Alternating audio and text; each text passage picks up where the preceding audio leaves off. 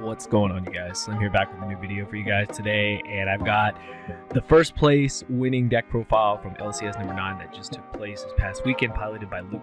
Coogan. As you guys can see, he piloted Virtual Worlds. What we say, you guys, really is the best deck in the format. As always, if you guys are new here, consider subscribing, hit that notification bell. You guys will be notified whenever I upload.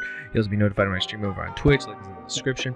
As always, if you yourself want to build this deck, and I highly suggest you do, already established, it's probably the best deck in the format currently, please use my TCG player link in the description below. A portion of what you spend goes back to the channel. It helps me out, and I really do appreciate it. And last but not least, if you want to further support the channel, consider joining my Patreon. There's 4 different tiers, nothing over $10, a lot of cool exclusive rewards over there. Anyways, let's get into this, you guys. Yeah, the finals was actually insane. Your boy actually caught the finals for once, so I'm super excited to talk about this. Virtual World won, and it was a crazy finals. It came down to Luke versus Jesse Cotton, actually. Jesse was piloting Drytrons, and I know there's going to be a ton of videos out about the Drytron deck, probably as early as tonight. We'll probably see some stuff from M40 and other channels, but let's talk about the fact that Virtual World made it to the finals. Virtual World was highly represented, and it just did its thing. Luke is no stranger to the top scene, especially in these LCS. He's been very consistent. He actually, I believe, topped the last one as well with Virtual World, so he's very well versed with the deck, and he definitely has some cards in here that we need to discuss, because there are things that some players have opted for while others have not. So again, shout out to him, and I want to give him a shout out too as well, because thanks to him and my boy Matt, they actually were able to help me locate what this last card was. I had no idea when the list was released what it was, and I was just like, man, what is this? And within like 5 minutes, I literally had an answer from both of them. So shout out to you guys. Thank you for that. We'll talk about that when we get to it. But as always, we're going to talk about, we're going to go through the deck. We're going to talk about why it won and just what we can expect from Virtual World going forward. So it's pretty crazy, but let's get into it, you guys. So for the main deck, of course, there is the driver. He goes with the gammas. Don't really need to talk about that. Best hand trap. And he actually chose to main deck Nibiru instead of main decking Ash Blossom. As you guys can see, he actually sided the Ash Blossoms.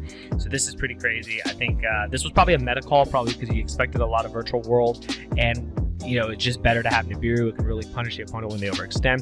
All the Virtual World cards, you played 3 of. Of course, there's Triple Lily, your Foolish Burial, Triple Lao Lao, your Monster Reborn, Triple Lulu, that is your Stratos of the deck, Triple Nyan Nyan, that's your tuner that comes back from the grave, and Triple Gigi, which is your add back at the end phase. These 3 are all your normal summons as well, and these 3 plus the Gammas can come off a teleport. We already talked about Gamma. To the spells, we have the, of course, triple Kowloon. Triple Tactic Talent is actually what won him the finals. I was watching, and he ended up getting ashed on one of the Virtual Worlds, and then he used talents to literally draw 2 more cards and keep playing, and he ended on he was able to end on a Shen Shen along with the trap setup, and he was able to play because of that. So this card is crazy. You guys already know, one of the best cards in the game. Of course, Triple Desires, because you play 3 of everything. And then, of course, Triple Foolish Burial Goods. Now, this is where it gets a little different, so not every player always opts for this, but this card is very good. It does send Qinglong to the graveyard, and then you are able to start your combos like that in case you have an unplayable hand, so this is pretty crazy. We've seen some lists try it, we've some lists talk about it, some lists like it, some lists don't. Clearly, he had success with it. I believe he played this as well last time, so this is just a very powerful card for the deck, being able to send... being able to send Qinglong doesn't sound like a lot, but trust me, it's definitely important when you need to get your plays started and you don't have a lot of things going on. Of course, the teleport for all your targets, and triple copies of the trap because it's your Dryden. Extra deck is very standard. Of course, you have your Shen Shen, you have your Vermilion Mech, you have your Croc, you have your Cloud Castle, you then have your Juju, your Coral Dragon. I believe he played the Adamancipator. Respite is another level 6. Pretty crazy. Along with the Charge Warrior. Another reason for playing this card, just all these 6s, they all work well to help you get into your 9s. Of course, Zeus, because it goes well in this deck. The win condition, this is how he won the finals as well. On his following turn after Jesse passed, he literally made a Calamities and just summoned everything and just attacked for game. This card is crazy. Banless didn't want to do anything about it, so we're seeing it here, of course, in a winning deck. Utopia Beyond, blankets a whole board, doesn't target, everything becomes 0, you just punch for game. M7, just a very versatile generic level 6. The 1 copy of Break Sword and the 1 copy of Gossip Shadow. Gossip Shadow, if you have the 3s, lets you play around Nibiru, negate monster effects, so that's pretty good.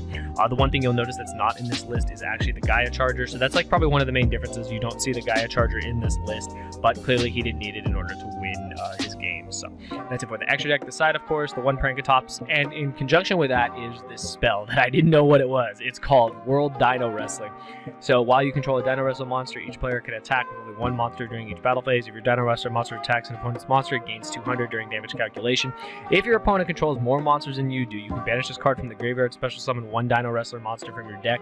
You can only use the effect of this once per turn. So what I'm seeing is that he literally was able to Foolish Burial Goods this and then banish it and summon Prank from the deck.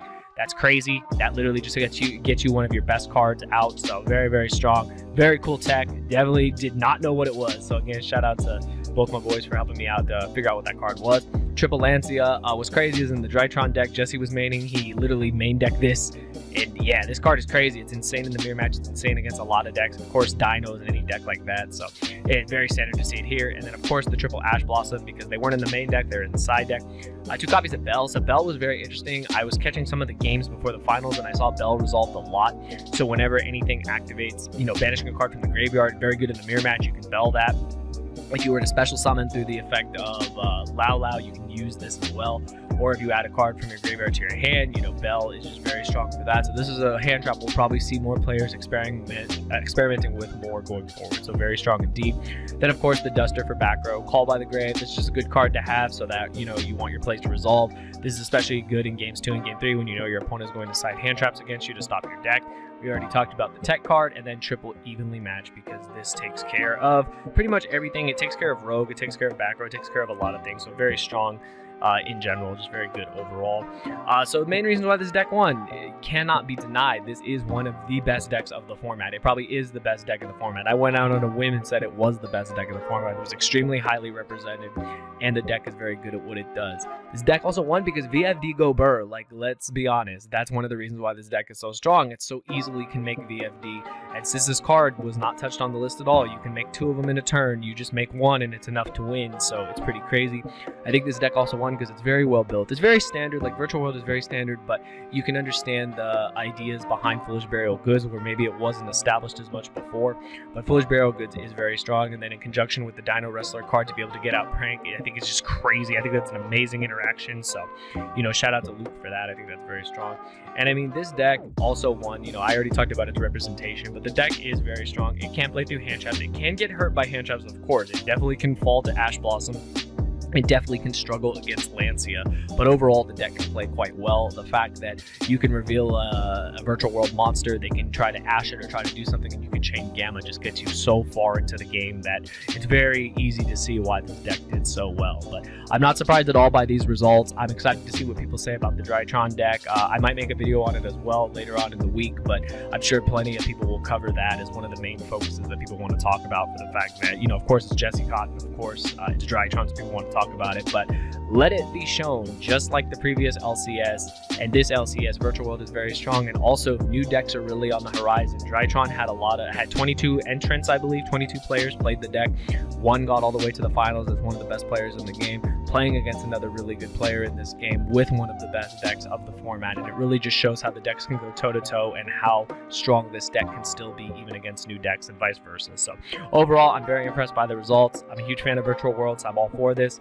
Shout out to you, Luke. Congratulations for winning. You have multiple tops in these LCSs, so I'm not surprised by this at all. Very well built deck, a very strong deck. And what I want to know in the comments below is, why do you guys think Virtual World won? I can't wait for all the comments are going to say because VFD didn't get touched on the list. You're probably right, but I think even if this deck were to lose Calamities, I think this deck could still do some pretty crazy things. I also want to mention before I go that he did not play the hand loop, so it is very interesting to take that into account. I talked about this in my previous video, that I felt that the hand loop, while very strong, it is very gimmicky and it's more susceptible to more hand traps. Playing a cleaner approach like this will always get you further in a big tournament. But hopefully you guys enjoyed the video. Smash that like button if you did. Let me know your thoughts on Virtual World going into the new format, and if you guys caught the finals or caught any of the stuff, let me know anything I missed, and we'll definitely talk about it in future videos. So that's all I got to say for today, you guys. Give the video a thumbs up if you enjoyed. I'll see you guys next time. Thank you for watching.